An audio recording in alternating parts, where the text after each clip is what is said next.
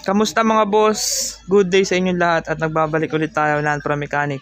So ngayon mga boss, tuturuan ko kayo kung paano mag-check step by step ng headlight ng ating Yamaha SJ16. Kompleto ha. So ngayon mga boss, papakita ko muna sa inyo yung problema natin.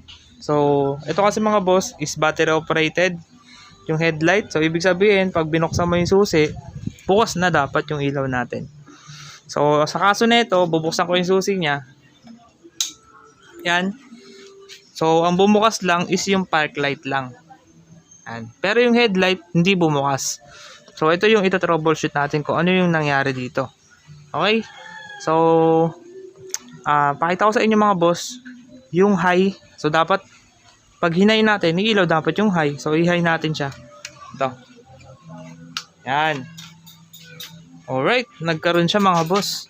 So ibig sabihin ang sira lang nito yung low lang ng kanyang headlight. Kasi pag nilolow natin siya, ayan, nilolow ko siya. Ayan, nawawala. Pag hinahayo mo siya, kakaroon. Ayan. So ito kasi mga boss, automatic headlight on yan. Makikita nyo, walang mga patayan ng headlight. Kita nyo, park light lang yung nandyan, diba? Unang step, tatanggalin natin to, yung headlight nya. Kasi kailangan natin ma-check yung mga socket, yung nandoon. So yan mga boss, tatlo na yung tinanggal nating tornilyo. Isa dito sa ilalim, tapos isa din sa kabila, dito.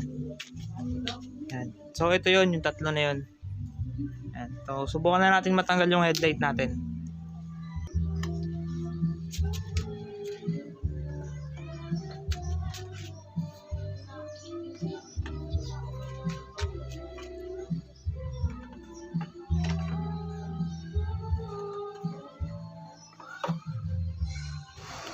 So yan mga boss, natanggal na natin yung headlight natin.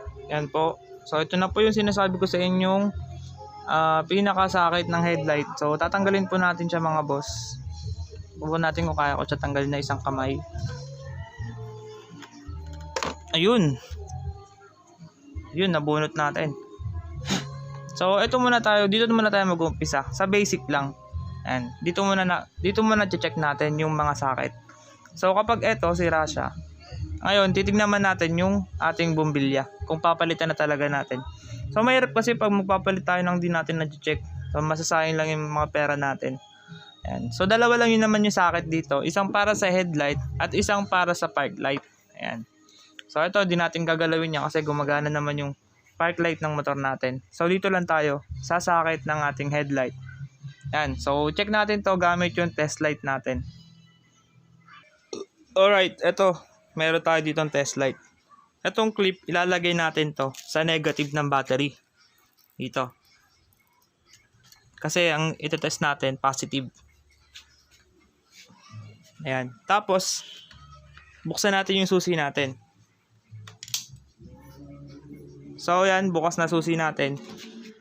So, ayan mga boss. Bago pala natin simulan to, sasabihin ko muna sa inyo yung mga position niya. Ito mga boss, ito yung kulay black dito mga boss. Yan.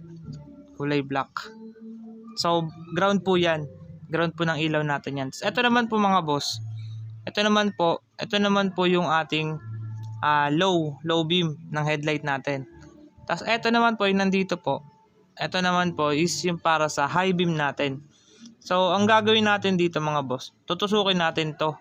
Yung para sa low beam natin. Kasi, pag nagsusi tayo, yan, umilaw na siya, may susi na. Dapat ito pa lang meron na tong power. So, tutusukin natin siya ng ating test light. So, ayan mga boss, nakita nyo naman meron, di ba? Ayan. So, ngayon gagawin natin, iaano natin to. Pipindutin natin yung ating high beam. Teka. Ayan. So, pipindutin ko yung high beam, dapat mawawala yung ilaw na to. Kasi lilipat siya sa high beam, mawawala yung nasa low beam. So ito high beam natin high. Ayun no. Nakita nyo, lumilipat yung ilaw. So naka high beam tayo. So nawala na yung ilaw dito na para sa ating low beam. So dito naman natin titignan. Dapat ito yung ilaw. Ayan, umilaw siya. Okay, so ibig sabihin guys, goods yung ating socket. So paano naman kung ground naman yung problema? So baka mamaya ground pala yung sira ng inyong headlight. Sige, gagawin natin ang paraan yan. Ililipat lang natin yung test light natin sa positive. Yan, nilipat ko sa positive ng battery yung test light. Tapos para ma-check kung okay yung ground ng headlight, ayan, tutusukin natin tong kulay black. Ito kulay black to eh. Ayan, kulay black yan. So tusukin natin, dapat ilaw siya. Ayun. Diba, umilaw siya. Ibig sabihin, goods yung ano dito. Goods yung ground ng ating headlight. So ibig sabihin mga boss, ito yung sira ng motor natin. Kung bakit walang ilaw. Yan, yung ating bumbilya. Ayan. Tatanggalin lang naman natin to. Ayan, no? Tanggalin nyo lang yan. Tapos ito na yung bumbilya natin. Ayan, matatanggal na natin. Ito yung lock nyan. So ito mga boss, tinanggal ko na po yung lock. Ang lock po niyan, ito po yung parang alambre lang po siya. Tapos ito na po yung ating papalitan. Ayan. So para po masigurado natin, tignan na rin po natin to kung pwede pa to or palitin na talaga siya para sure. Alright mga boss, itetest na natin yung ating headlight. Dapat ang hawakan natin sa headlight dito dapat, kasi mainit pag dito nyo siya hinawakan sa bulb. Tapos niligyan ko na ng palatandaan yung ating negative. Ito yung may tape. Ito yung negative ng headlight natin. Ayan, pag nakaposition, yan dito siya.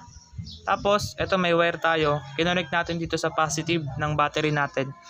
So niliitan ko lang yung balat dito para kasi baka madikit sa mga ground, kikislap.